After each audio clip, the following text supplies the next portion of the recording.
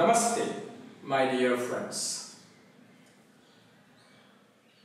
In this series, we are discussing what factors are influencing the future of yoga, or what factors will influence the future of yoga. One of the principles, I believe, is the blind following the blind. As there are more and more yoga teachers out in the market with less and less training, it's creating a very dangerous situation where people with not so much knowledge are becoming teachers and transmitters of yoga. And this combined with the popularity approach of humanity, where whoever is popular is acknowledged as successful and as right, they are being followed as yoga teachers. When you look at the Instagram yogis, the Facebook yogis, just because of their large social media following, they are not necessarily the best teachers of yoga.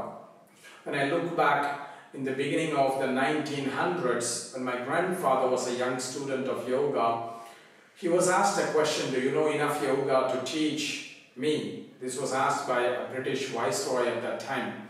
And my grandfather said, "I know enough to teach you, but I don't know enough to teach Indians," because at that time Indians were very knowledgeable. And at that time there were few Indian yoga schools, but who had very great in-depth knowledge of yoga.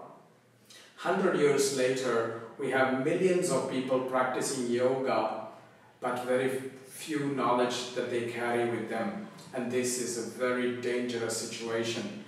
And that's why, as yoga teachers, as yoga schools, we must fight this by focusing on keeping high standards of education, so that we create quality teachers who can transmit, and not just yoga, look at yoga as a business only, but also as a dharma.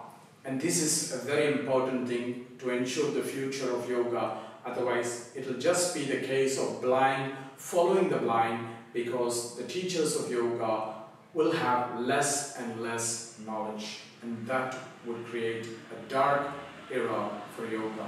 So I invite all of you, my friends, to reflect on this, especially all the people who are part of yoga schools, traditional yoga schools, to reflect about this and reconsider the approach to teach yoga and do yoga teacher trainings, so that we maintain high standards. I pray to you, my friends, let us not devalue the teachings of yoga. Let us keep the standards high, so that the future of yoga is long and a blessed one.